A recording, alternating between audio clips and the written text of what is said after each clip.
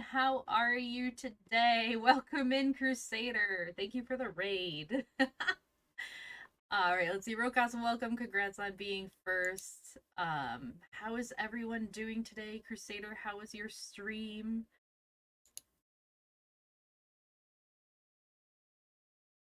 Be a moment as everyone starts talking while we are waiting. Everyone, let's see.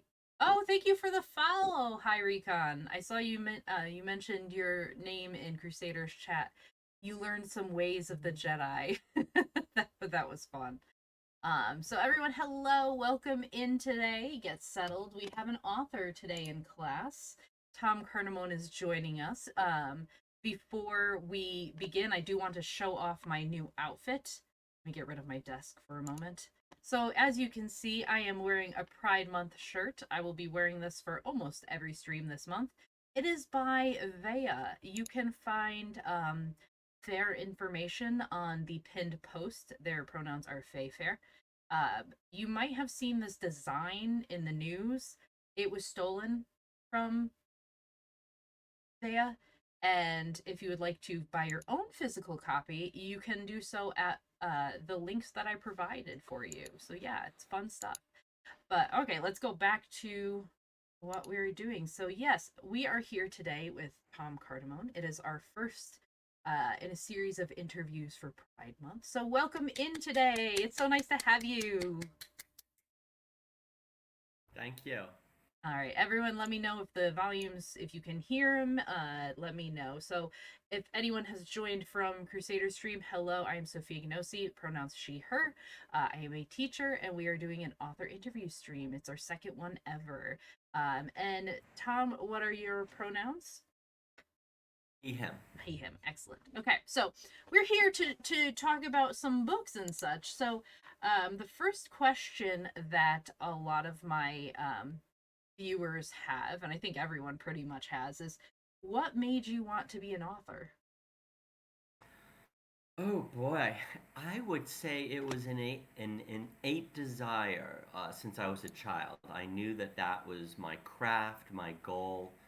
I was reading Edgar Rice Burroughs' Mm, Mars novels probably as a 10 or 11-year-old, and I just remember feeling like this is what I'm going to do. I'm going to create these things too. wow, nice. Is there anyone that you had that was a favorite in that series?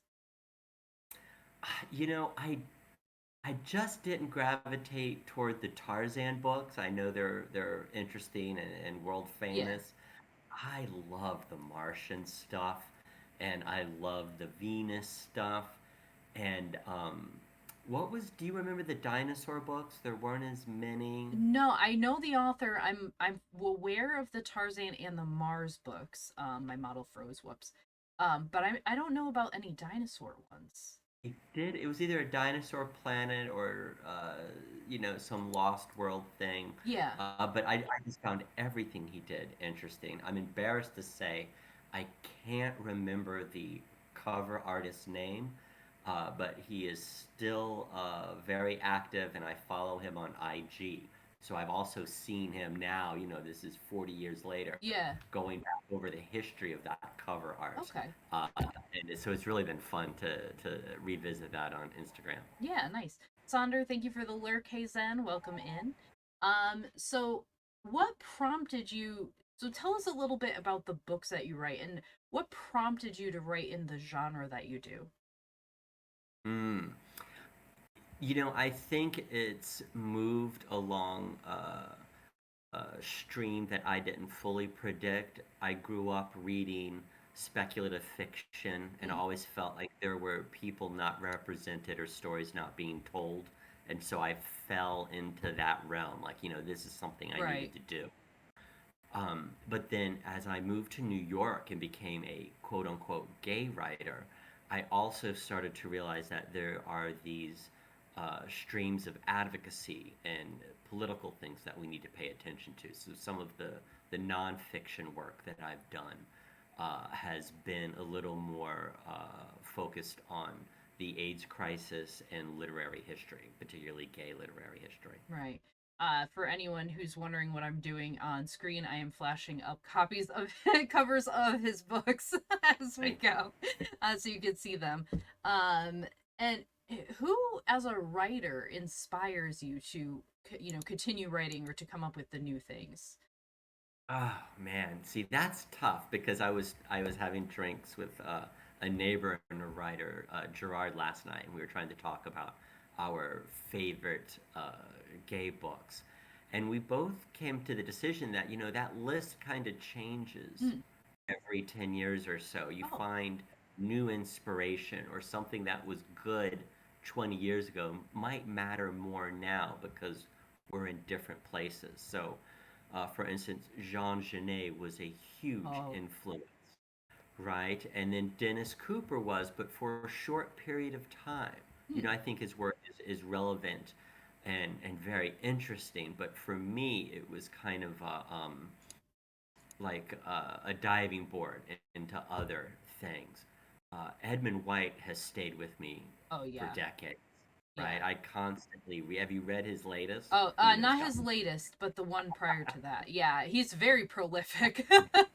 very prolific. And the one prior, what a great structure. I Yes. mean, you can learn to write by reading him, Oh yeah. and it's dense without looking like it's dense. He has Right. an ease of storytelling that allows complexity to build without you feeling pressure. Right. There's not like that overwhelming that other authors have, like with that complexity that he weaves into his stories. It's not like being crushed by the writing. Um, Yeah, yeah. He's having fun and they're showing off. There's a yes. difference. Yes, yes. Bonjour, Bear Clan. Welcome in. Zen says nature abhors a vacuum. Literature does so too. I agree with that. Yeah. Good quote. Yeah, very much so. So tell us, you had mentioned before, the Saints, when we talked, the Saints and Sinners uh So festival. What is what is that about? Because I don't know if many of my viewers know about it. So what is that? so fun. I think it's been going on 20 years. Mm. If it's not 20, it's 25. It is a gay literary festival for a long weekend in New Orleans Mm. every spring. And it's just a real book party. They take over this old hotel in the French Quarter, have a ton of panels, a ton of readings, and of course, there's just food and drinking left and right, up and down. I mean, I love New Orleans. It's one of those cities like everybody wants to say, oh, you can spend 3 days here. Oh, that's a weekend trip. When I go to New Orleans, I stay as long as I physically can because Yeah. it's just so nice to be there. Someday I will get down there. I want to go so badly to New You Orleans in should go. general. I'm like, oh, I'm gonna have chicory coffee and beignets the whole And time. every meal is huge. It's just really intense eating. So I'm glad that it's a walking city because if you walk to every restaurant, you can trick yourself that you're burning off some of these calories. You're not really eating it all. So, what did you talk about? We had talked earlier, before that you had a panel there that was the reason you went for the first Yeah, time. What was that finally. panel about? The panel was about the resurrection of gay literature. The AIDS crisis hit like a comet. Mm. It hit like a meteorite, particularly New York City, where the majority of the American publishing industry is still housed. Right. And it killed really great writers early in their careers Yeah. and moved so fast that not everybody had time to build a self-sustaining literary reputation where the books would be in print because of public demand. And so there is this need to go back and physically bring these books back into the world. And that was the focus of this panel, the Right. desire and the work that's being done to bring these great books back, Yeah. books that would still be in print if the authors had lived, Yeah. and if the public had had time to get to know them, if they had built an oeuvre of 10 or 20 titles, you know. Yeah. Abs, thank you for the raid. Welcome in. We are talking to Tom Cardamone now about his books. And that's truly when you think about the like the lost generation that you have there. There's so many authors who only had the one out there or unfinished manuscripts, and it's like, what else would they have written? There was one book I'm trying to. Is it Boys on the Rock by John Oh, wow. Fox? Yeah. Yes, and oh, I'm drawing a blank. Carl,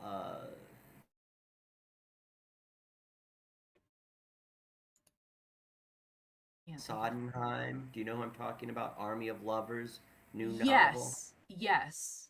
He mentioned that in his discussion on using experience for fiction, Yeah. you know, moving memoir into fiction. Yeah. He mentioned reading that, and we talked about how that is the kind of book that we all need to try to resurrect. Right. And it takes many hands because we all have networks that we have to pluck Right. to see how far the sound travels because oftentimes there's only one or two people alive who could serve as an executor and Right. sign a contract.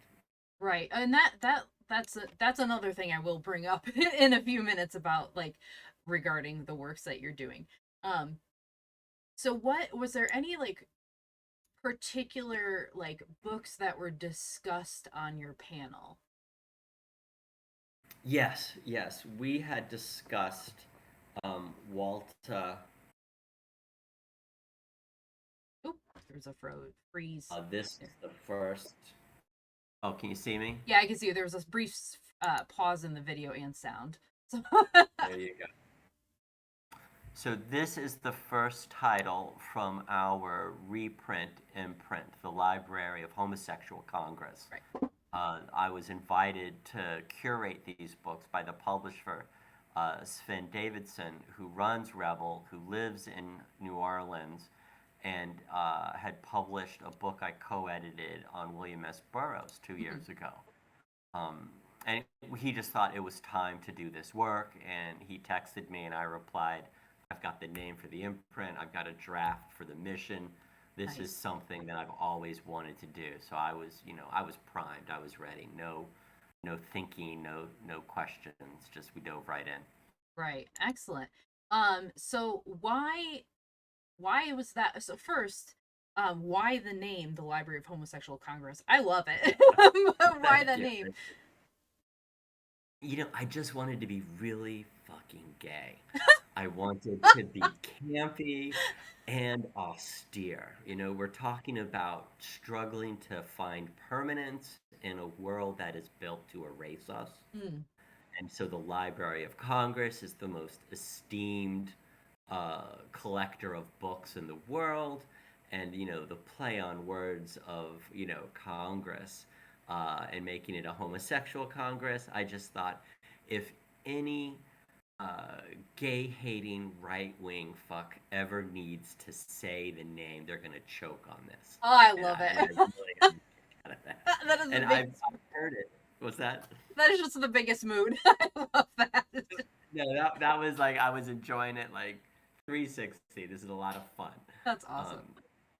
and I did hear it said out loud by Philip Clark at the Triangle Publishers Award ceremony, and just the room just tittered. And I was like, I want an emotional response. Right. Zen says 10-10. Love it.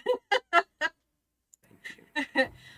So why we looked at the mission statement. Why does this imprint particularly focus on books whose authors were lost to the AIDS epidemic? Because those are uh, the first casualties of homophobia, Mm, right? This disease was allowed to burn through the country simply because it attacked gay people first. right. It's a blood-borne disease. Anybody can catch it if they have unprotected sex. But it hit the gay community quickly and hard. Some of our most important artists were taken, Robert Mapplethorpe, Mhm. the list goes on. And at the time, there was an AIDS denialist movement that was beaten down Yeah. rather soundly by ACT UP. That has not gone away. They've just been defeated, and Oh, they will come again. And when they do, these books will be the bricks that we throw through their windows. nice. I love it. Some people might argue because it's 2023. Some people might argue that these books are old news. They're no longer relevant. AIDS. There's some people being cured of HIV, and that there's medication to take it. So why, other than that, is it important to bring these books back and to make sure people continue to read these books? Hmm. Great question. Great question. I would take that comment, and I would really rise above and look at our culture Mm, and recognize that we are a sexual minority, so we do not possess racial memory, nor do we have strong, consistent institutions where we can learn about our past and about what keeps us safe. We're on our own to do that work. right. And books are something that we can acquire on our own and read on our own and then leverage to find community. Yeah. Do you think there's a gap between like the generations of what is like learned regarding AIDS, or do you think there's kind of been uh, like a generation now that's like forgotten or just doesn't understand how serious it was, like how truly serious the epidemic was? Great question. I would say not with Gen Zers or millennials. They are so politically aware. Mm, Uh, the queer young folk that I talk to are just ferocious, and it's not just because we're having conversations because we're like-minded. They are literally here to do the work. I think that they might perceive themselves as the last generation to do the work if the work doesn't get done. right. But I would tell you that I used to do the orientation at Housing Works, which is an outgrowth of the ACT UP movement and advocates and helps find funding, housing, and healthcare for people in the New York area living with HIV and AIDS. Okay. And when I would do that orientation in a room full of 30 people, I would say, raise your hand if you ever heard of ACT UP, if you know what ACT UP is. Maybe 40% of the hands would go up, which was concerning to me because maybe 50% of the room was HIV positive, Oh wow. right? So we were separated from our political heritage. And yet, right after that documentary came out, How to Survive a Plague, Right. uh, it went to 95 to 100%, Wow. Okay. right? So when we get information in front of people, if it's the right information, it is very quickly absorbed and it becomes part of our political process. Right. Do you think it matters what format the information comes into? I think we deserve a place at the table and should be in every aspect of media. Very good. Do you think that there's some like people who are more like receptive if it's in like a documentary like How to Survive a Plague, or if it's in, some other type of format? Do you think that like affects how people digest the information? Totally, totally. I think some of the gay shows that have been on television have been transformative, but keeping these books in front of people just ensures that our rich history is recorded and that people understand that there was a Holocaust, Right. Um right?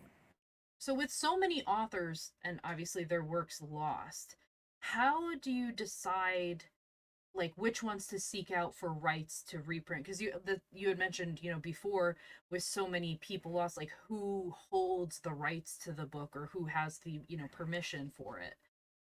Yeah. Great question. My attitude is to just go for it. Not to play favorites, but to see what is out there, what is within reach. Um, and also, it's been really confirming that this is the right work to do at the right time because Valancourt Press, which Yeah, puts out a lot of really great horror, they really do. Yeah. has been doing, yeah, they've been doing great stuff. They've brought out a really healthy amount of uh, gay British work Mhm. from the 50s, 60s, and 70s, maybe even a little earlier. Um, and Requeer Tales in Canada has brought out a ton of important work. The books that we are talking about, uh, whatever Sven and I are not able to get our hands on, I think Requeer Tales will. They are bringing out a large amount of work. Thank you for putting up the Lost Library Yeah. cover. That's a beautiful bit of artwork from Mel Odom. uh, when I edited this book, it kind of became a template or a primer for what should be brought back Oh, okay. because these works are so well Right. regarded by the authors and writers who wrote about them that I would say, just looking at this, I think Requeered has probably brought back 10 or 12 of these, It's amazing. right? And Open Road Media does ebooks. They've done a Yep. lot of good stuff. They sent me a nice note years ago saying that Lost Library inspired them to do some of that work, Oh, which was just wow. very felt That's really amazing. felt good to hear that. I remember when I had been on, so I have Idlewife now, but I remember when it was on NetGalley, Open Road had a lot of stuff coming out that I was like, "Ooh, I need to read that. Oh, I need to read that one too," which was very exciting. Um, Yeah, and they're a big deal. Their email newsletter list has 3 million subscribers. wow, wow, that's a lot. Right? Holy cow! Big deal. Yeah. So why was Invisible History the first book that you put out?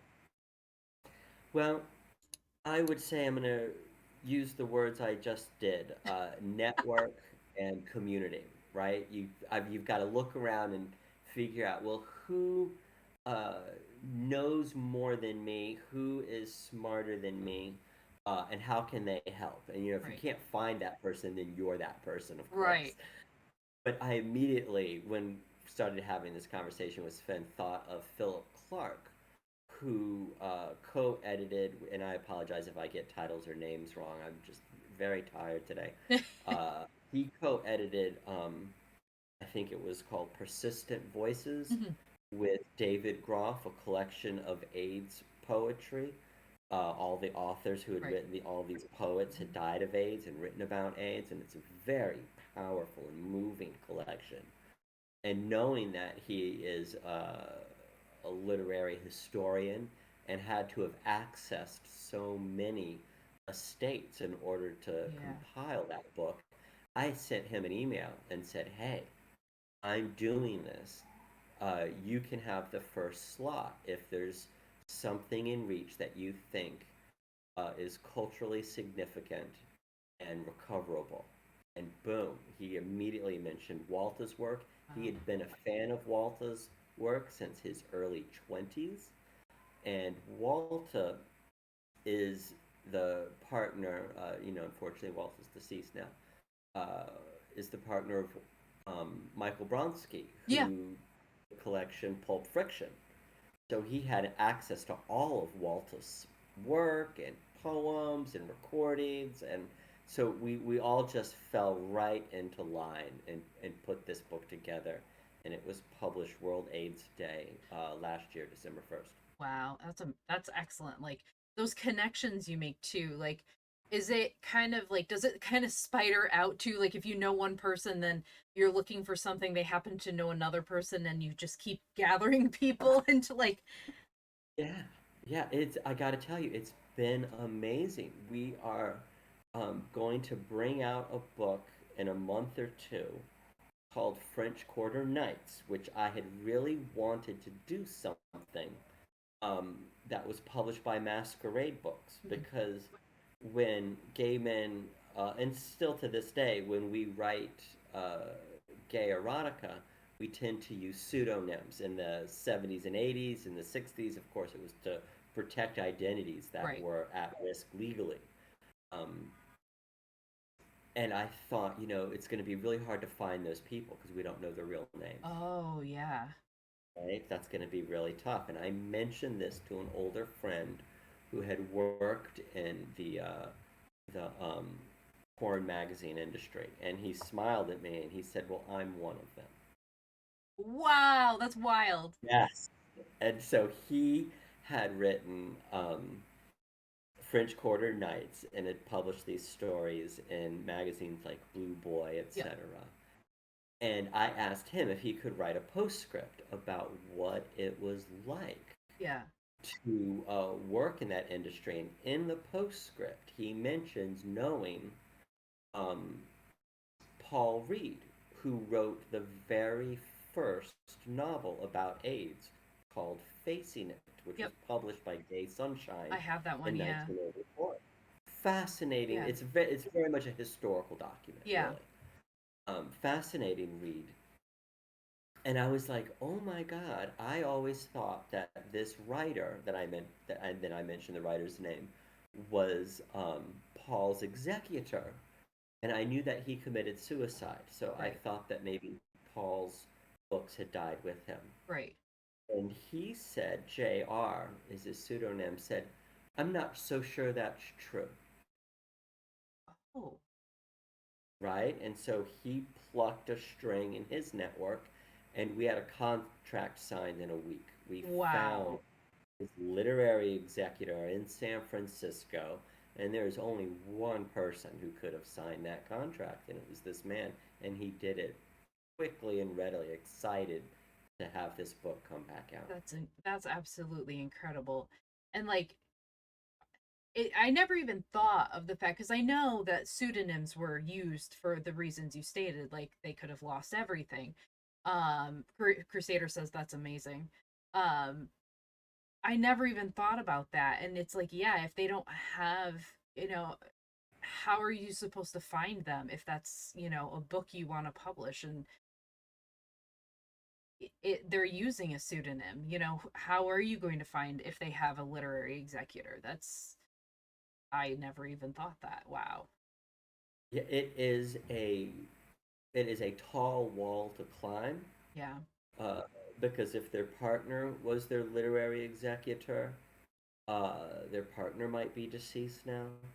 Uh, Felice Picano Mhm. at Saints and Sinners mentioned that on behalf of Read Queer Tales, he has reached out to the families of authors who have died of AIDS, and the families have passed on the opportunity Oh, to read some of these works, right? it's so sad. So, yeah, and you just, you don't even want to try to imagine the thinking or the reasons, but, some works are lost, some works are stolen.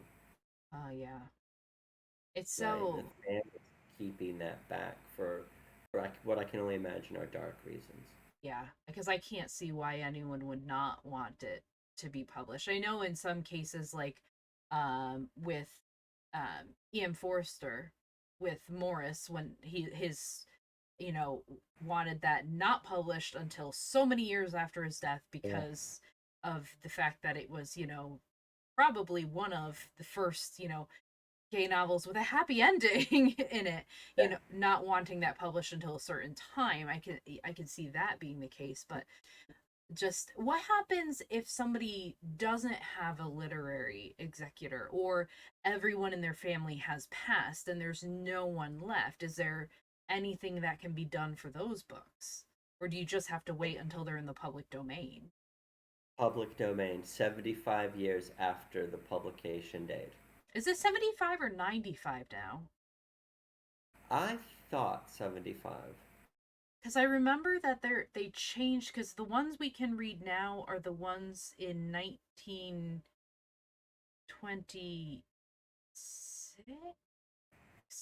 Maybe it's 95 then. Because I've been read my streams, my reading streams. I always choose books that are in the public domain unless I get permission from the author and or the publisher.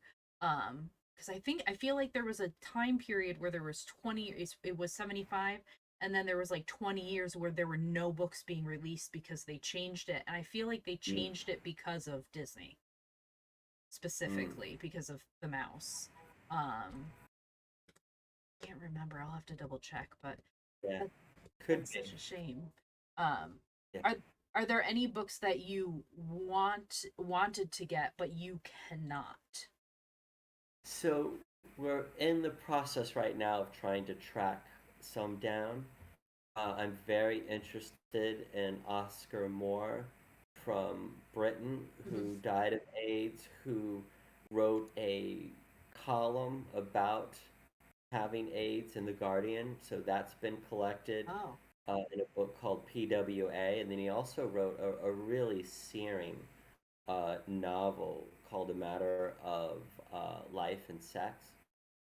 And so I've, you know, plucked the network again, and I'm hopeful. I just don't know. I'm waiting. You know, I keep checking my inbox. I know Um, that feeling. and then, you know, it's interesting. I've talked to two authors who um, have really interesting and good books out Yeah. there. If they would be interested, and they initially replied in the affirmative, but have not followed up to my subsequent communications. So the interest, you know, of course, has to lie with them. Right. Wow. I mean, I can't speak for everyone. I know I would be honored and to have my books, sought out and republished, especially on a topic so important. But I can only imagine that there's various reasons why people would not want it done if they personally wrote it. As far as family goes, like you said, I can only imagine that there's dark reasons for not wanting to. You never know with that. And also, you know, just not everybody's got their shit together. That's true. I'm one You of know, those people. right? I Uh, have my days. how how many books? You said there was one last year, the first one. How many books will the imprint release each year? Do you have a goal? Are you going to expand on it? Our goal is to do 4 books a year. We will definitely do an AIDS title when one is available every December. Yep. But I do want to cast a wide net. I feel that our literary culture romanticizes the novel, and so I want to make sure that we're making room for nonfiction. Good. Yeah. And I also, you know, I'm just a big fan of dirty books. I feel like there's a lot of really great erotica out there that deserves a second chance. It's the one genre just below true crime that is considered disposable. Oh, When really, when those stories are told well, they're very interesting and equally important. right. Hola, extaquisición. How are you? Um,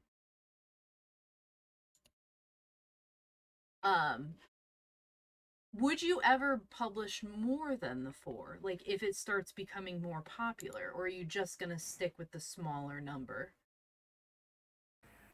At the moment, because both I and the publisher have full-time jobs outside of this, Mm-hmm. uh, 4 does seem to be the organic right way to Right. give the title the right attention, Yeah. to do the marketing, the communications. Um, but you know, I think if we had the bandwidth, and particularly if the audience grew, I would be interested in doing more. But you know, time will tell. So with that, with having it grow, how can people help with the press and its mission? Like, how can we do that? Thank you for asking. Facebook has a Library of Homosexual Congress fan page. I love to add people there. We're up to 2,000 right Oh, now.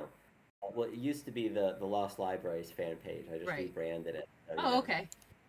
I was happy to keep all those nice readers in one place. Um, it's good when people purchase the books directly from Rebel Satori because that means more money goes to the press, which then funds more titles. Um, and also, you know, I tell people there are different types of um, acts of advocacy that help cement our culture in America, and asking libraries to carry books Oh, like this. You know, both the Library of Homosexual Congress, Requeered Tales, Valancourt, um, you know, we all in our own way, I shouldn't speak for the others, but I assume that they market to libraries. Right. But that doesn't mean, every email got read, that every title got noticed. So if you have a relationship with your librarian, you can mention how personally important this is, Mhm. and they can introduce the book into the system in a way that other librarians might then find out about it or order it. Right. Oh, that's excellent. Okay. Um, Definitely libraries are huge. I know in some places too. I believe in Canada, if you have a book in a library that they give like you get cut a check once a year or something like that. I'm like, I wish that happened here. I like that, I yeah. was like, what? Because I know a few Canadian authors who are like, got my yearly check from the government for having my book at a library. I'm like, That's uh, cool. can American take part of that? Can I send my books up there and get a cut of that? Yeah, I like the sound of that. Right? That's fantastic. Do you take suggestions for books? So if somebody says, I Oh, really love this book and it's out of print and it fits your mission, do you take that? absolutely. I love suggestions. Somebody had suggested the John Fox novel Mm. the other day.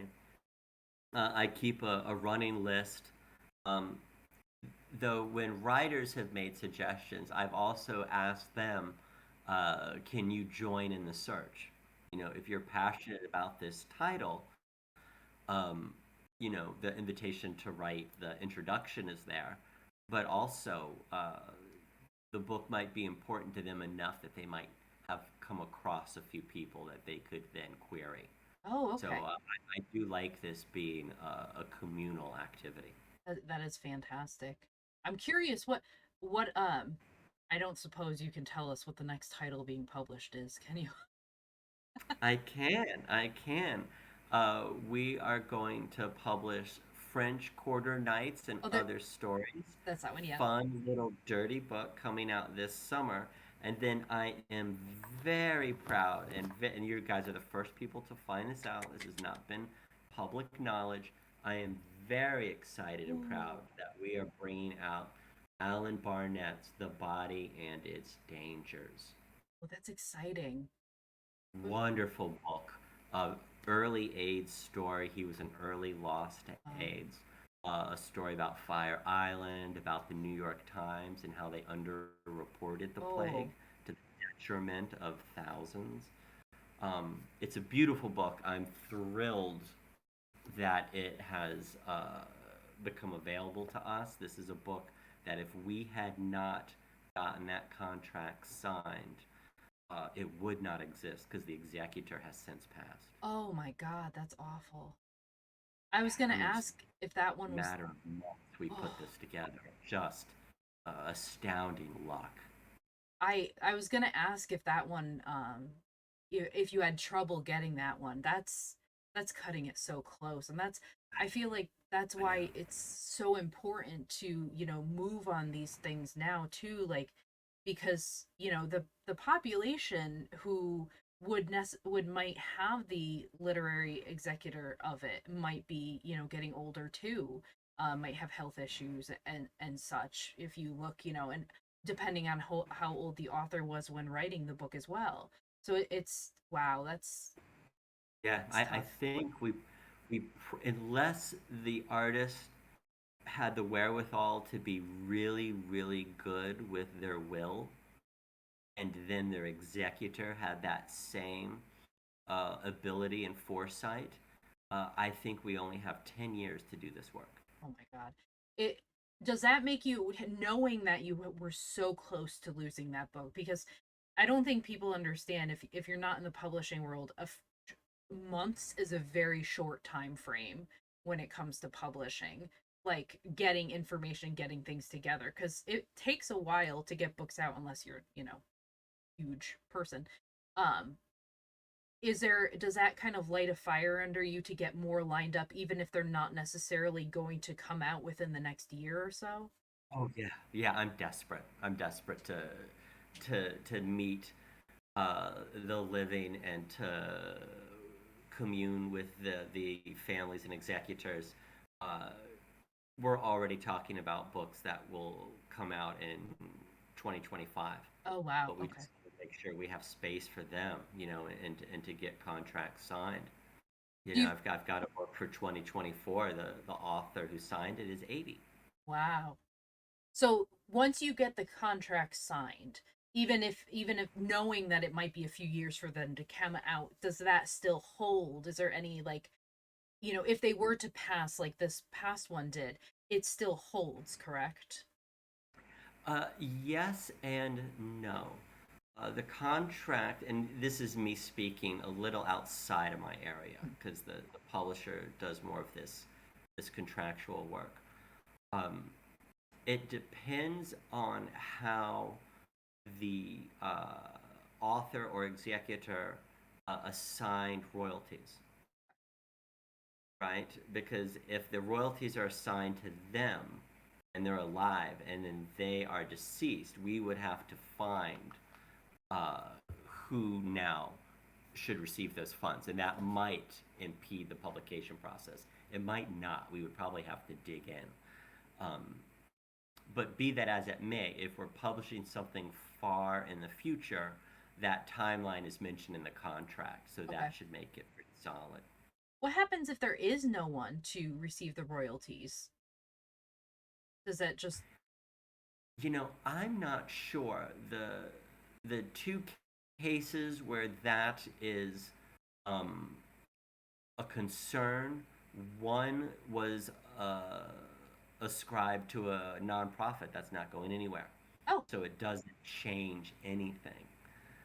Uh, so I feel like we're on solid ground, but I do think that we'll have to ask LegalZoom if we ever do hit that wall. right, right. Because that's something, I mean, with, that being such a changing, kind of nebulous state with some people that who knows what will come up and everything.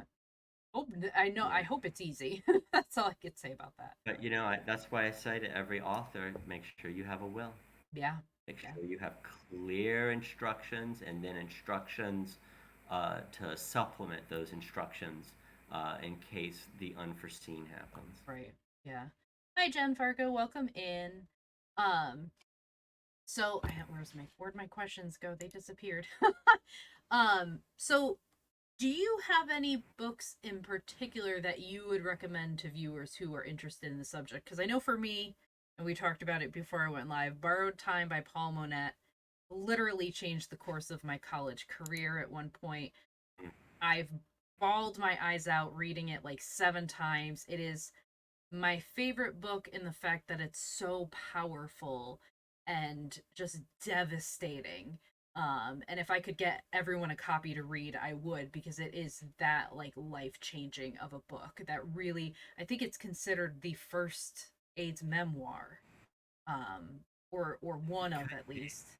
Um, I believe it won an award. Am I correct? I'm I'm not sure. I think it did. I'm pretty Not sure it sure. did. It win a Lambda award? I feel I'm like not it sure. I'm did. not sure. I know that it had a national presence. It was Right. so well. Um, Books that concern the crisis, I would actually come at this a little sideways. Mhm. I do believe that one of my favorite gay novels is by Edmund White, Mm. and it's the third book in the Boy's Own Story trilogy, the Farewell Symphony, and it takes place before and after the AIDS crisis. And while it does not involve itself as deeply as some of the other books or the memoirs that have come out, that are laser focused on the crisis, it is still such a beautiful book, and I believe it levitates above many others to be a genuine classic Yeah. among classics rather than just a classic in the ghetto of queer literature, and that's a Right. very important distinction Yeah. in Sam, mind. this is Tom Cardamone. um, that is a good one. I mean, anything by White is fantastic, but Yeah, yeah, that is yeah, that he's is a good one. amazing. And Read Queer Tales just brought out Robert Farrow's um, Second Son and Blue Yes, Star. I remember that being discussed quite a while ago, I think. Or, Beautiful books. Beautiful books. yeah, I've been dying to reread. I reread Second Son, which is one of the first AIDS novels. Might be the first published at a big house. 88. He died shortly after. His partner died shortly after. And it's exquisite. And yeah, I happened to be rereading it. I read it for Lost Library. I happened to be rereading it in Milan on Valentine's, not knowing that the city was just in the first stages of being hit by COVID. oh wow, Like when we flew out, within days, Milan was heading toward a lockdown. And so I just always had chills that I was reading about a one plague while another was boiling up. right. I remember when like the COVID and all the lockdowns and stuff started, that there was a lot of articles coming out um for people, like people um talking about, like, interviewing people who had survived through the AIDS epidemic, and who may or may not have been HIV positive, and talking about their experiences with that, and like living through one, epidemic and going into another, like what they could take from that and everything. Um, let's see. Zen said, Sophia, you should create a channel on Discord with a list of optional reading where you can list all these books, because I know I'm going to forget about their names. That's a great idea, Zen. I'm definitely going to do that. That's fantastic. A book from author interview recommendations. Oh, I like it. um, there's, yeah, some of them might be a little hard to get right now, but not all of them. That is the other Well, thing. you know, you want to talk about that. Some of these books that are out of print, now that creates an economic barrier because they go for a Thanks, Sam. $100. Yeah, I've noticed there's been some I want, and I'm like, oh my god, I can't afford that. Like, I really want to read it, but I can't. Yeah, yeah. Somebody recommended something that's out of print for the press last night, and I looked it up, and it's going for $88. And I was like, I'm gonna get a copy of it, but I'm not gonna pay $88. Right. I'm like, how do I get my hands on this? Like, because I've checked like everywhere. Like, I'm like, thrift books? That's usually my go to for things. Yeah, eBay? Nope, not even eBay. Like, it's wild how much they yeah. go for. eBay's gotten really pricey since Yeah, the pandemic, and that was a real great source for research and inspiration. Because I would go to eBay and just type in gay pulp book right. and find out about books that I'd never heard of. Yeah. There's one of the, so I forget why I started following. I can't remember why I suddenly signed up for alerts from them, but Bolerium Books, I think they're based out of, I think they're San Francisco based. They have a lot of stuff that comes in. Some Mm. are fairly good prices, some of them are more expensive, but like there was yeah, I found a lot of books through them where there was one of them, it was a pulp book, and I can't remember. I had never heard of it before, and I ended up getting it through them. Something Shadows. Can't remember Well, what. there's so many titles from the early '60s with Twilight and Shadow, and Yeah, that it's now it's really cute, but at the time it was a real fog machine. So straight people wouldn't know that was a gay title on the shelf, but right. gay people would pick up the code. Yeah, yeah. That's interesting too, like the way it's worded to like kind of code it too. Yeah, yeah, it's really quite something. And there'll be a woman on the cover, but the men will be looking at each other. Yeah. Oh yeah, yeah. I've seen some of them. So, I found a book. It was actually really fascinating. I forget where I found this, but it's an address book. But the address book, every page is art from like a gay pulp comic, and oh, it's And I love that. it's so great. I'm like, I can't even use this because it would write over the art. I just want it for that because it's like you Yeah, said, there'd be a woman there, but the men are in the background, like looking at each other, and I'm like, what? It was interesting. yeah, Yeah. I love it. So it's I. Is there anyone in chat who has any questions? Because we're kind of running down on time. I know I've got a few. I've got a few of you there. Usually ask good questions. Sadly, Matsu's not here and Waste isn't here. They're away for the day, and they're the ones that are like, with questions. But they'll be watching the VOD, I'm sure. And if anyone has any questions who's not here, would you be willing to for them to reach out? Oh, absolutely, absolutely. You can find me on Instagram, Tom Cardamone Writes. On Facebook, there's the Library of Homosexual fan page. And I try to use that as a clearinghouse. Whenever I find out about a book Hmm. that's coming back into print, I publish it there.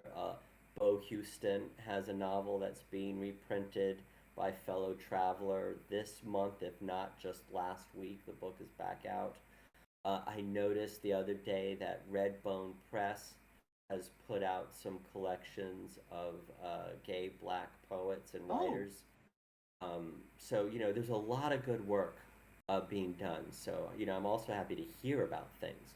Up in Canada, there is the Little Sister imprint at Arsenal Pulp Press. They haven't done anything super recent that I know of, but they've brought back really wonderful books in a yeah. really consistent, uh, good looking, high touch kind of way.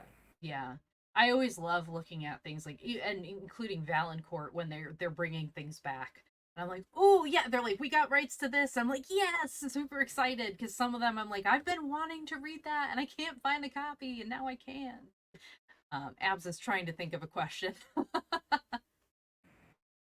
Um, so for those who are here who don't know, because I posted it on Twitter and I've posted it in my Discord too, but I will be giving away a digital copy of Tom's book Green Thumb, or a novella, I should say.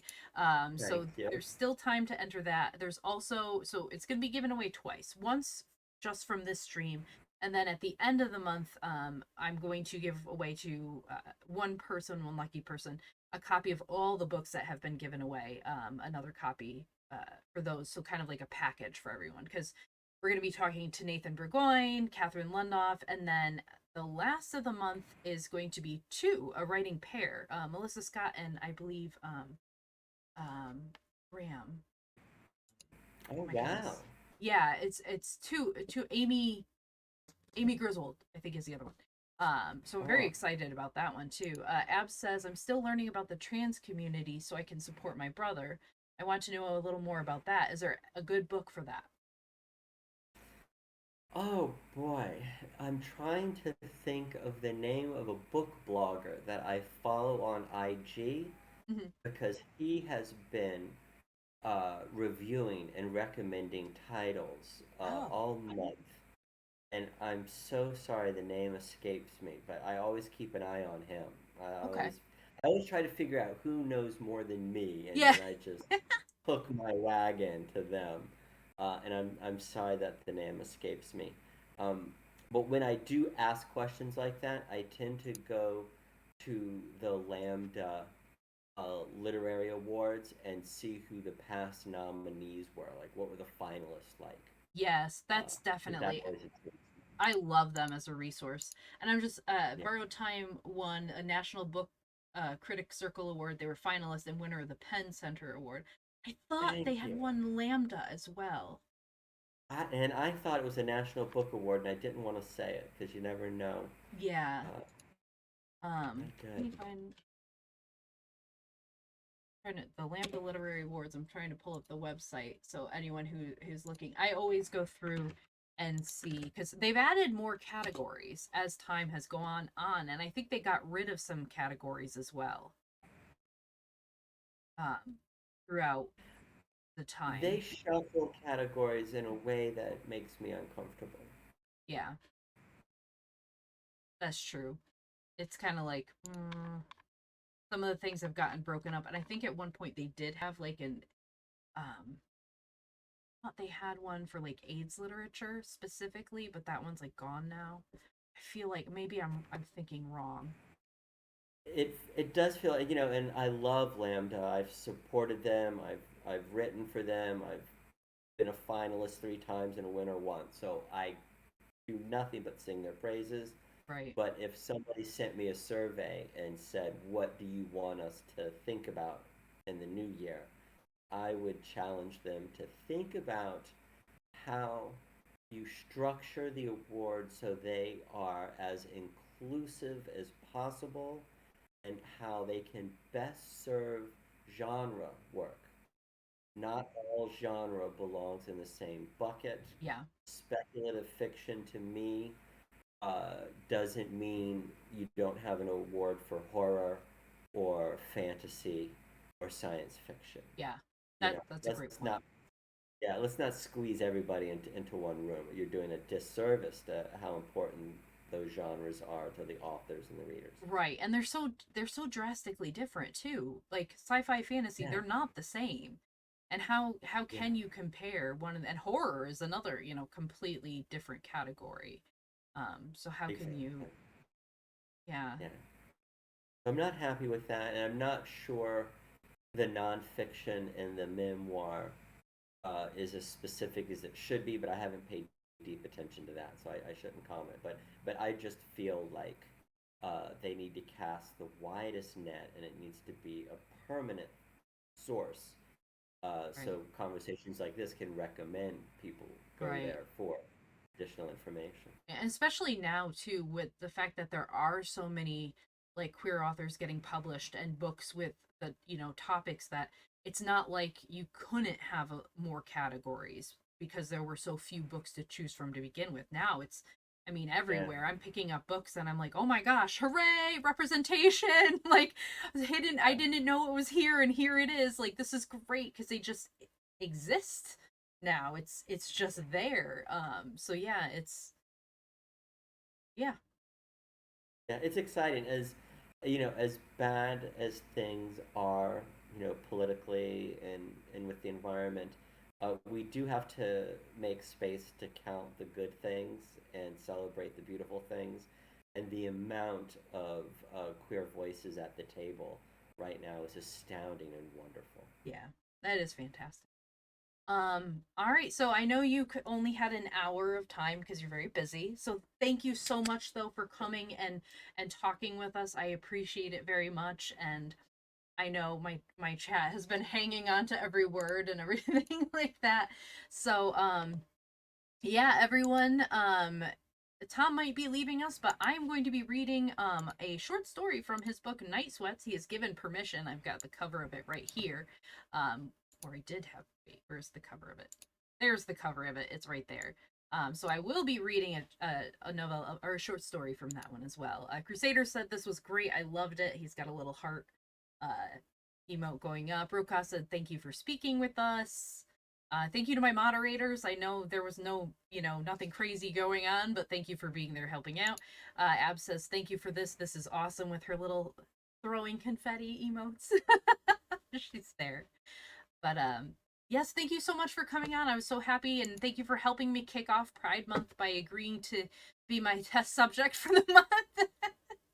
This was absolutely wonderful. I can't thank you and your friends and audience enough. You've created a really great space for this conversation, Oh, so thank thank you. you. Thank you very much. Well, I'll let you head out, and I'm going to, drink my water, and I have my copy of Night Sweats with me. All right, I'm gone, guys. Thank you, everybody. Bye.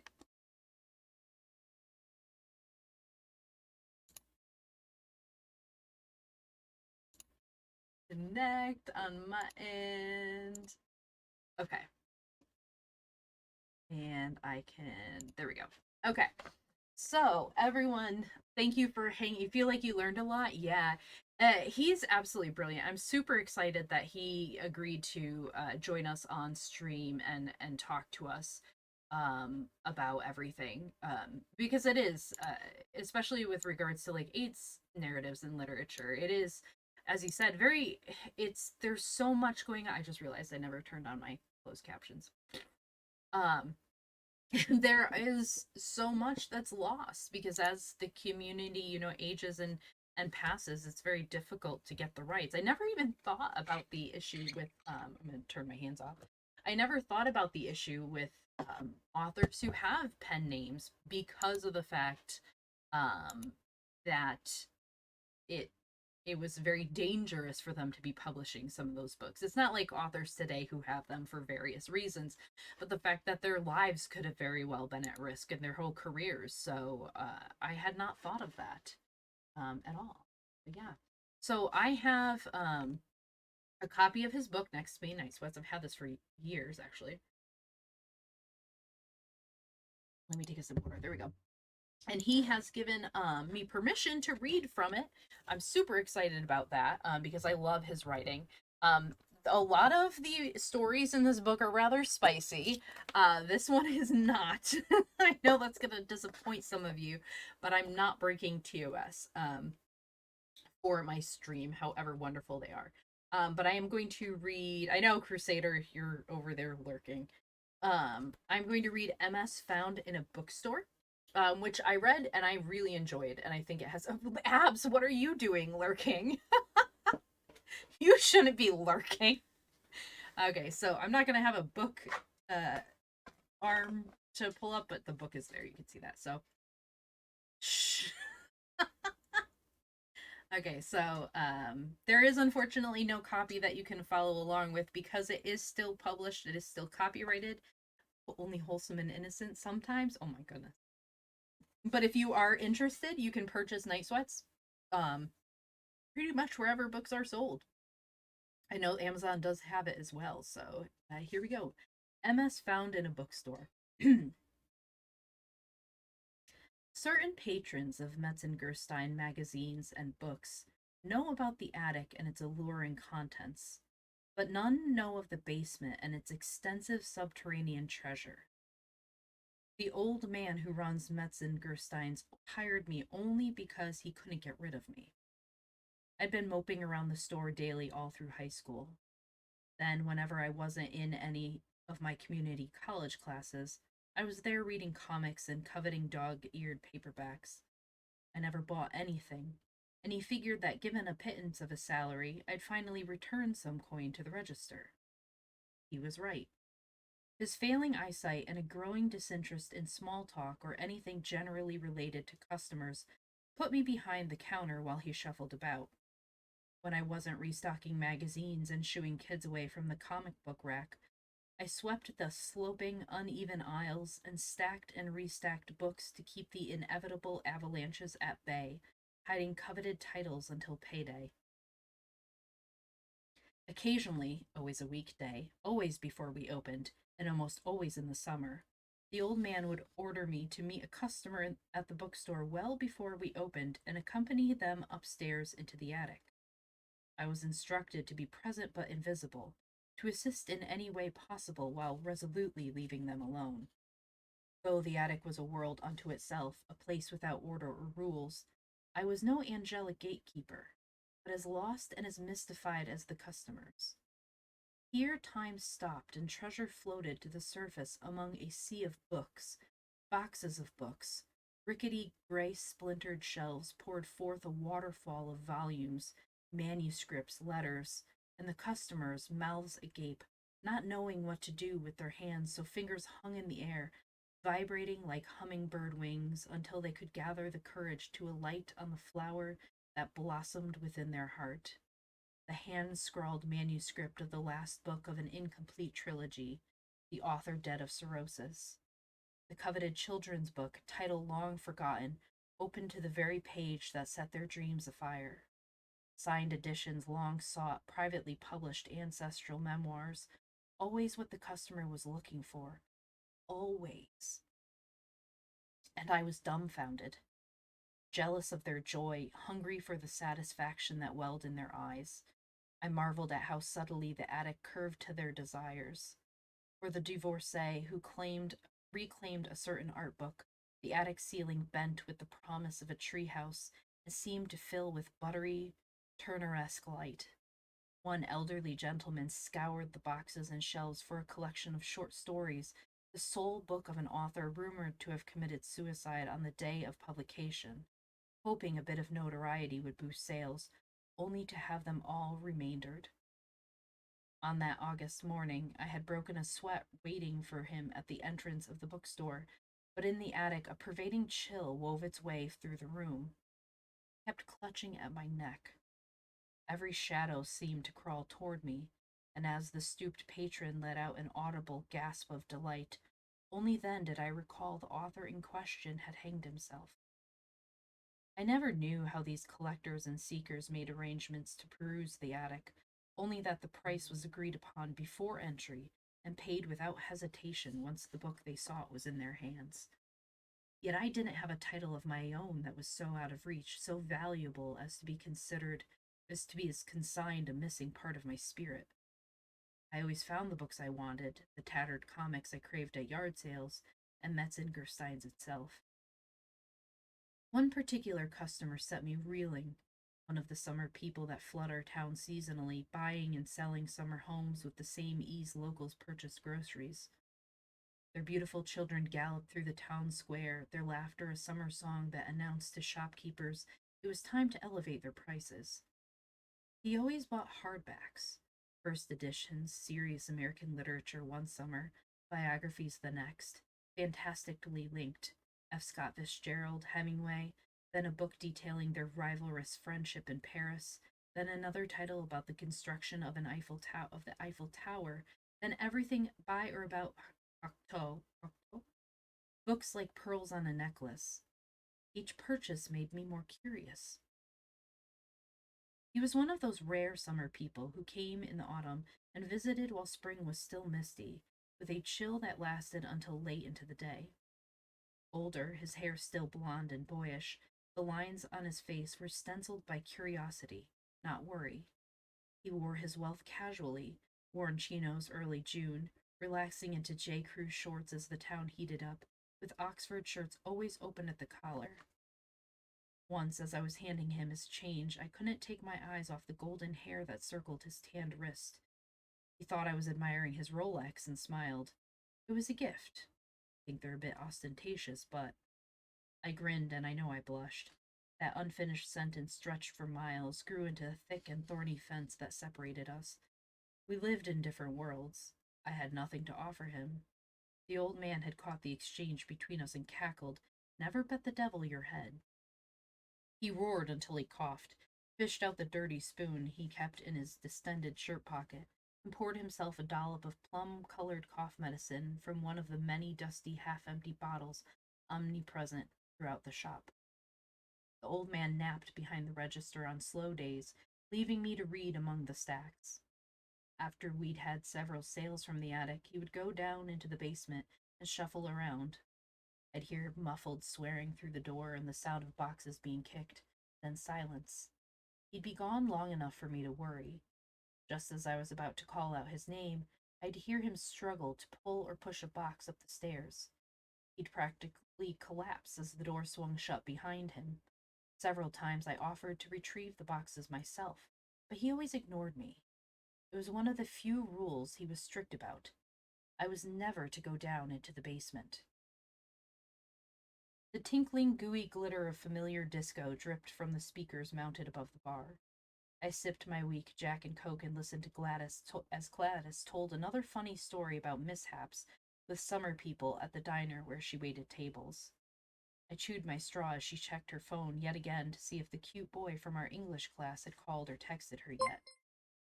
Hanabo, thank you for the resub. I appreciate it.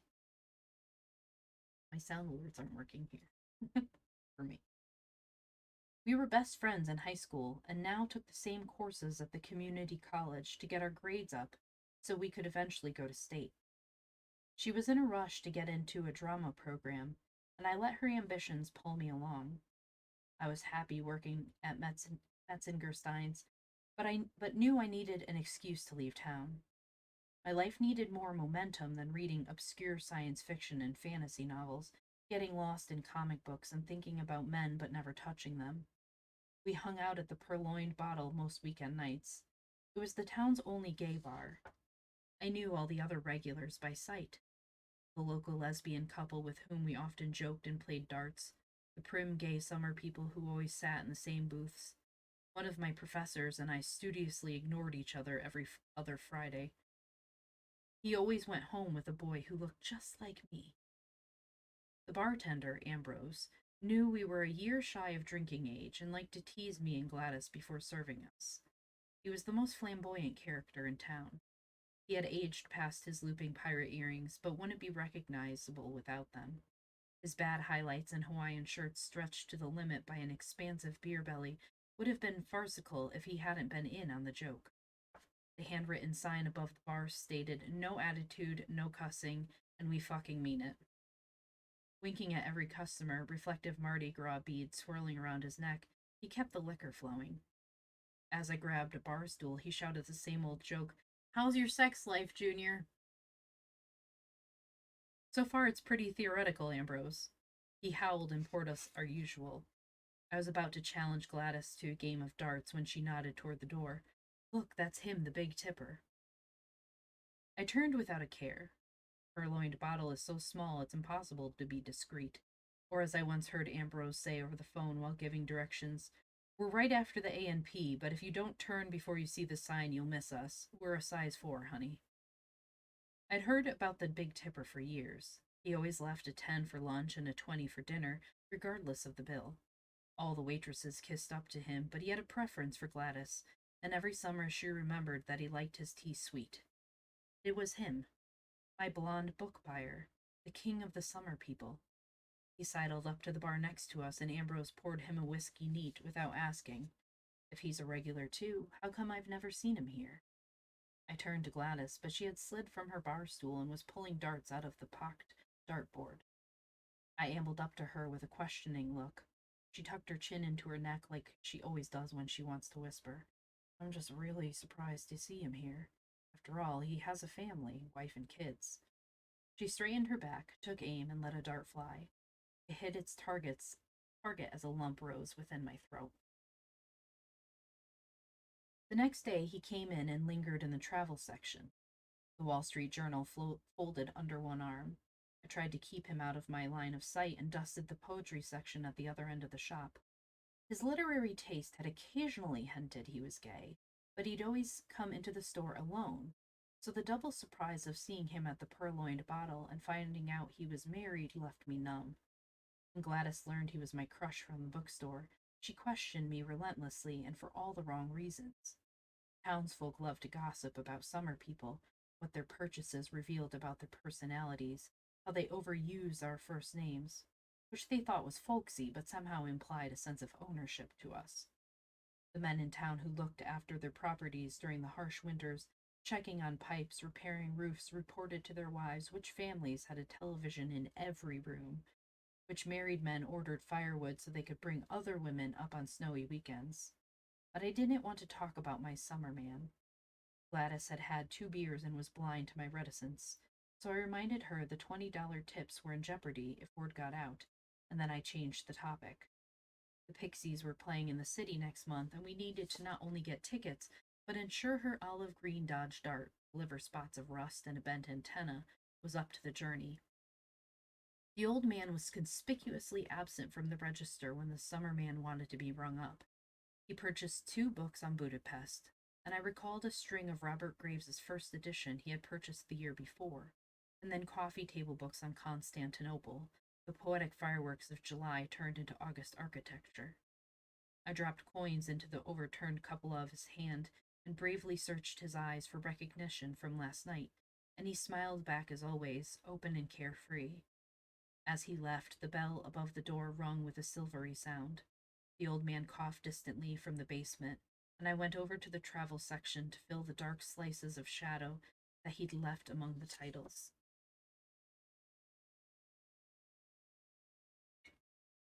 Water, sorry.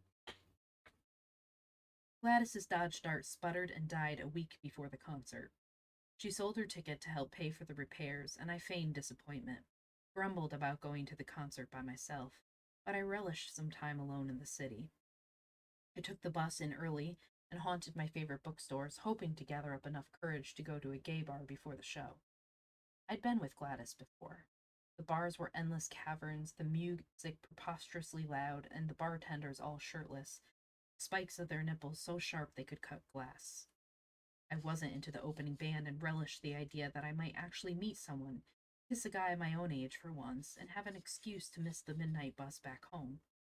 I had a few hours before the show, so I ate a cheap meal in Chinatown and scoured several places for books. I'd recently graduated from Piers Anthony to books of Cloak Desire and peeked at copies of Corel before scooping up a battered paperback of Maldoror. After being rung up, I started to tuck the book into my backpack, and as I turned, the blond customer appeared in the doorway. He unfurled a wry smile. You're not cheating on Mr. Metzengerstein, are you? I gave him a puzzled look and then laughed. Many people confuse the old man as being the namesake for the store, but he claims he bought the business decades ago and simply kept the name so he wouldn't have to pay for the new signage. Summer Man was dressed in a suit but with a flowing tan overcoat that made him look relaxed and in command at the same time. A man used to warm climes and cocktails. I tried to squeeze by him, but he put a finger on my shoulder and looked at the title in my hand. He locked his gaze on the surreal cover of art of my pitiable copy. For just a moment, I thought he was going to snatch it away from me. I would have gladly let him have it and more. Then he nodded. Right. I have an edition from the 20s with illustrations by Odilon Ridon. He moved past me, but I didn't want to let the moment go. Next time you're in the store, if the old man isn't around, I'll take you up to the attic. I bet we have whatever you're looking for there. I couldn't believe what I had said, but he turned to me and mouthed a silent thank you, tipping his head in a curious way that somehow indicated he had been waiting for an invitation long overdue. I danced like I never danced before. I rode every wave of mutilation the band laid out as if I were surfing in the midnight. Sweat dripped off my chin, and when a boy looked at me too long, I walked up to him and put my hands on his hips. We swayed together for a moment, together, eyes locked, before the crowd parted us. I left mid-song so I could make it to the bus station in time, not because I was worried that I would miss my bus, but because I wanted to be on time for work the next day, because the summer man would be waiting for me. The bell above the front door rang just as the old man stepped into the basement. I looked up and saw the summer man. We smiled together as if on a date. He wore white tennis shorts, and the collar of his shirt was half up, as if he'd just come from playing touch football with some spare Kennedys. Hi, Falcor. I did make it happen. He seemed out of breath, excited, and he goaded me on with raised eyebrows. I enjoyed our conspiracy of silence and walked swiftly through the stacks, beckoning him to follow. He kept close. I felt his hot breath on my neck. When the floorboards groaned beneath our combined weight, we stifled giggles as I unlocked the door to the attic. The staircase was loaded with boxes of old Life magazines. Sconces on the wall bloomed as I flipped the switch. We took the stairs two at a time, and I opened the door to the attic with a butler's flourish. He ignored my bow and entered the room. I watched as he rummaged through the boxes and ran a finger across the shelves. Every time I had been to the attic with a customer, it had felt different. This time, the room felt as if it must feel when it's unoccupied. The light was flat. The books looked like the books you'd find at the Salvation Army. I felt he was browsing only to satisfy me, and none of the tomes he briskly handled interested him. Dejected, suddenly worried that the old man would find out and fire me, I felt the urge to rush back downstairs. I cleared my throat. Hi, Spartan. What are you looking for? He looked at me, and as he answered, the attic contracted to a dark and hot spot, and the books opened to breathe humid fumes of lust and disenchantment. I'm not looking for anything in particular. The attic snapped back into a dusty interior. He was less than an inch from my face. His breath smelled of dank cinnamon. Well, what do you expect from a small town bookstore? He shrugged, and I burned with the contempt everyone here felt when the procession of summer people rolled through our town. They knew we couldn't live without their money, and they broadcast it constantly in little ways. Yet with his back to me as he descended the stairs, I couldn't help myself. Come back at closing time and I'll show you the basement. Darkness silently swallowed his head. At closing time, I counted the till and glanced more than once at the door. Hello, hello. We hadn't had a customer for over an hour, rare for that time of year. Main Street looked as if it had been cleared for a parade that never came. The old man had grumbled about closing early, and I thought that he somehow knew I had offered to show the customer the basement. He was toying with me, that as we locked the door, he would hold his hand out for my keys in silent dismissal. The summer man never came. I stuffed the money into the safe, and the old man left me at the curb without so much as a goodbye. I called Gladys from the payphone at the A&P and told her to meet me at the Purloined Bottle. Like we have anywhere else to go, she replied. I'm working a double and we'll meet you there later. She hung up and I sauntered toward the bar, my backpack still heavy with the books I'd bought in the city. In my excitement to get back to the bookstore, I'd forgotten to take them out. Now they weighed on me like 1,000 years of regret. I'd never been to the bar so early, and Ambrose perked up as I walked in. He sensed I was in a bad mood, however, and poured me a stiff one, and then another. The local lesbians were there, coaxing me back outside. We shared a joint in their ancient VW van plastered with every liberal bumper sticker ever manufactured. They explained how their weed was homegrown, and after we were pretty high, they asked me too many questions about Gladys. I answered generously, expounding on aspects of her sex life which I knew nothing about, until we all laughed and poured out of the van and back into the bar. The purloined bottle was now unusually packed, and everyone felt like dancing. Gladys made it. We did shots together, and I explained the local lesbians were planning on kidnapping her and dressing her in overalls to make her a slave in their pot garden. They overheard and threatened to feed me to their famously voluptuous cats, Virginia and Muddy. I ordered another drink and danced like I did at the Pixies concert, liberated and libidinous, reaching for the boy I had surreptitiously been staring at for the last few months. Instead, my hand landed on the shoulders of my summer man. He laughed, surprised, and put his hand on my waist and moved with me, winking at Gladys, shouting over the music for Ambrose to serve everyone a round of drinks on him. Applause, and we all did shots, and his hand never left my waist. It weighed on me like a heavy belt. Gladys gave me the eye. I wanted to ask her to stay with us, but couldn't think of a way to say it. She took my silence as a dismissal, but as she slunk away, the summer man grabbed her, and the three of us danced. The bar grew smaller, more intimate than ever before, and a daring attitude raced through the room. The local lesbians took off their shirts and danced in their bras. A gay couple, summer people who always drank quietly alone, cornered a college student and made out with him, their omnipresent collie nosing their clashing knees and with a perpetual whine. More shots, and Ambrose jumped up on the bar and sang along to Dolly Parton's Jolene on the jukebox, and everyone howled and more shots were poured. Summer Man whispered cinnamon secrets in my ear while tugging on the belt loop of my jeans. And I told him everything, dreams I never shared, truths I had discovered, desires I had yet to act on.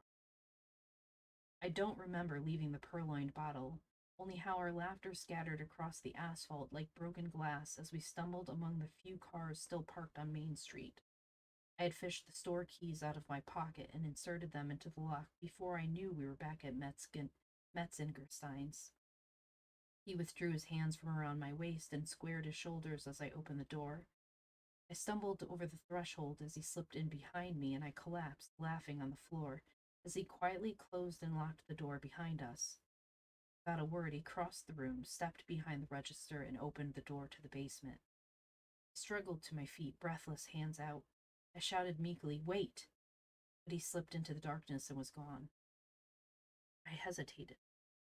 The basement opening was a black gate. I looked out the window at the streetlights, the parked cars, starless night sky. The window scene was like a cheap painting, a billboard for a banal world without promise, just desperate repetition. The oblong rectangle of the basement door was a deliciously deep ocean filled with unknown things. I dove in. My eyes adjusted to the darkness as I tried to catch up to the summer man. I could see him up ahead, past teetering stacks of books, bending over a chest. The basement was vast. Its floor was earthen, like an ancient root cellar, and spread in every direction under the street and below other buildings, much farther than the scope of the bookstore. Books and sheaves of paper lay everywhere. I looked over my summer man's shoulder and saw he was giddily dipping into a chest filled with pulpy paperbacks. The covers were all plain, the Fellow Traveler series, erotic writings from the 60s, and beneath these titles, yellowed and typed manuscripts, stories submitted to the publisher but too lurid to print.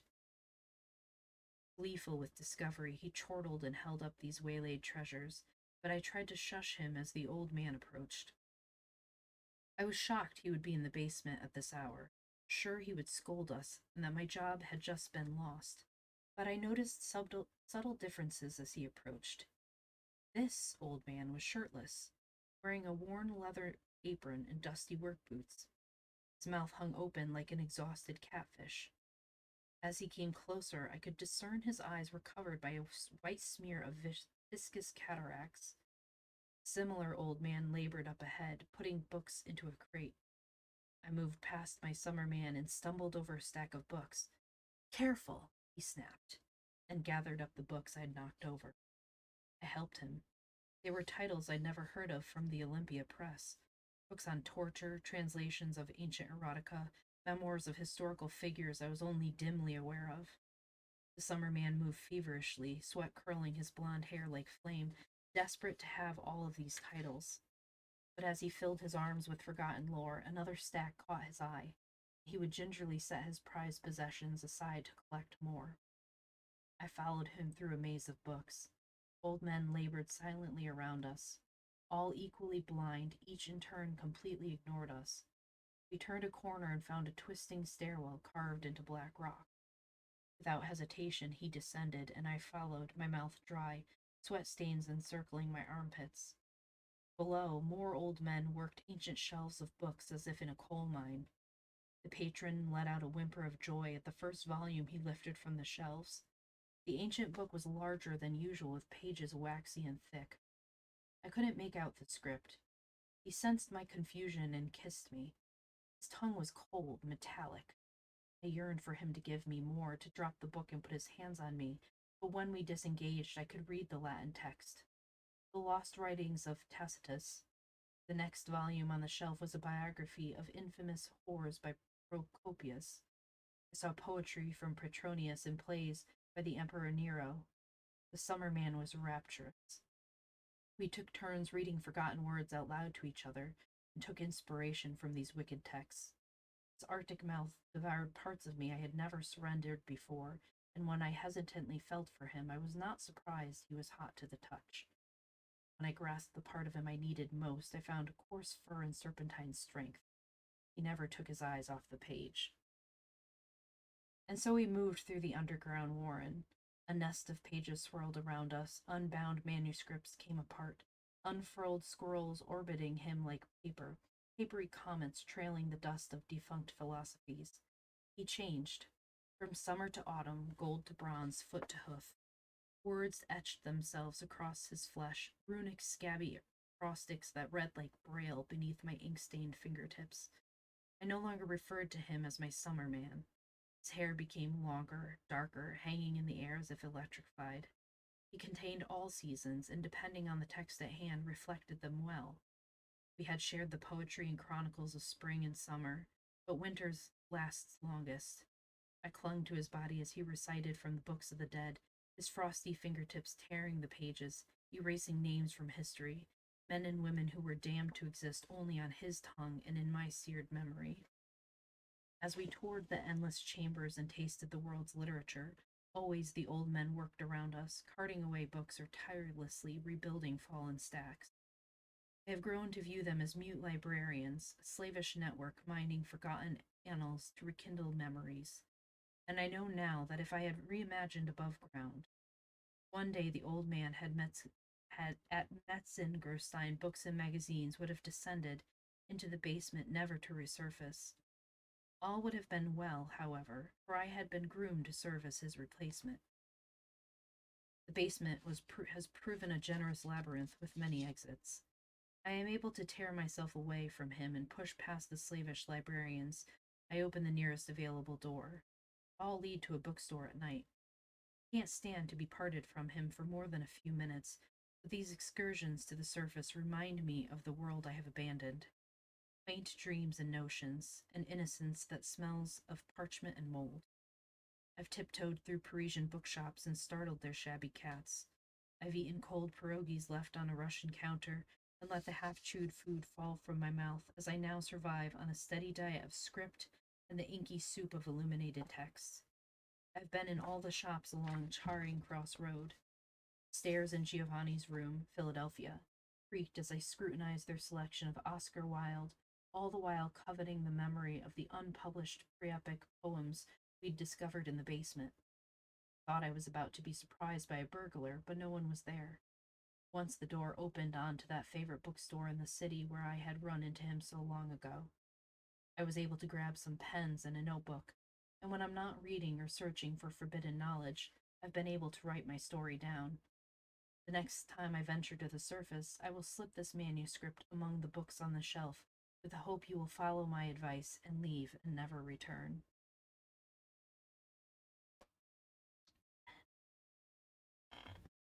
That was MS Found in a Bookstore. Cardamone in his book Night Switch, which is up on the screen.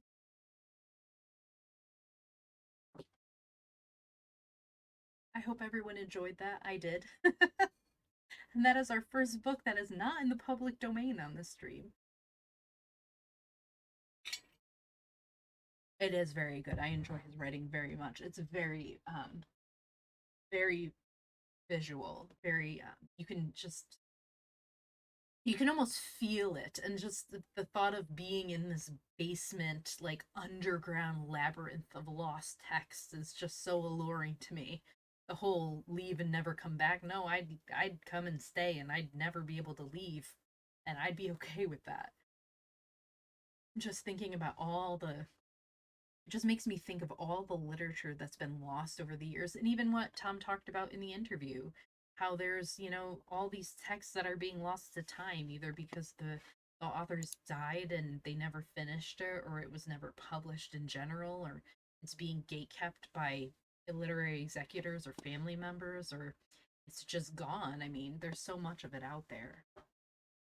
But yeah, that's it. So I'm going to, if you have not followed me on Twitter, please feel free to do so, and also pop into my hi DT, pop into my Discord. I will be giving away a copy of his book, or his novella, I should say, Green Thumb, within the next couple days.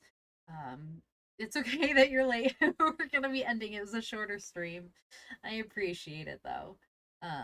There is always the VOD, and it'll be up on YouTube in 24 hours or so. But I do appreciate everyone who was able to come by. It made me really happy to see some friends stop in for this. So let's see. Is there anyone have any thoughts, questions, anything like that? Yeah, this is great. Can't wait for the next one is next Sunday. Next Sunday, I will be interviewing Catherine Lundoff. She is also a publisher, an editor. So Tom is working with the Library of Homosexual Congress to republish, these lost works. And Catherine Lundoff is the publisher editor at Queen of Swords Press. So we'll get to talk about her works and the publishers, the authors that she uh, works with and publishes. And DT wants an ara. Sorry, not sorry. Ara ara. Um, so yeah, that it'll be interesting to talk to her as well. And then the week after that, we'll be talking to Nathan Burgoyne about his newest, I think, young adult title. And then after that, we'll be talking to a writing duo, Melissa Scott, who I'm very excited to talk to because she has published a lot of books, including some books from Star Trek, Star Wars, and yeah, Star Trek Voyager, Star Wars Rebels, Star Trek DS9, like a lot, a lot. Super excited about that. And then her writing partner as well. Will be talking to Amy Griswold. So the two of them will be on at the same time talking about their newest work. Yeah, it's gonna be super epic. I'm so excited. So yeah, that's the goal for the month, everyone. Let's take a look at who is streaming at the moment, to see who we shall raid. Are there any reading streams on? See if anyone's doing some cool just chatting. I don't know if there's anyone like doing reading. I don't know. What do we want to raid into? Let's just find someone cool. Let's just go to the VTuber category and find someone neat to raid. Don't forget. Oh yes, I forgot. Tonight is movie night in the Discord. We are watching Silas Marner. So please feel free to stop in. We finished the book last Saturday, so now we are going to be watching the film, which will be super fun. I have not seen the film myself, so this will be a first for me as well, uh, which makes me excited. Let's see, I'm trying to find someone new to raid. Hungry, my good lord. Mm. Seems like a lot of people are playing Street. Mm. You know what? Let's go visit. Let's go visit. I haven't visited Alpaca Snack Pack in a while. So let's go send them. Oh wait, getting them slices. BRB. Oh, they're not there. Hi ID, welcome in. We're ending stream. You know what? I'm gonna send to Kyo. We haven't visited Kyo in quite a while. So holy crap, he's up to almost 10,000 followers. Way to go! All right, so here we go. We're gonna raid Kyo. He's playing Minecraft. I have not raided him in quite a while. I have not played Minecraft in a while too. I still need to do that. So let's head on over there. Everyone, thank you for coming in. Tomorrow I will be back for more Control. I'm excited about it because I have to finish the DLC. So let's head in. Oh, and thank you for the resub. I appreciate that. All right, so here we go. Everyone, I will see you tomorrow. Bye, everyone.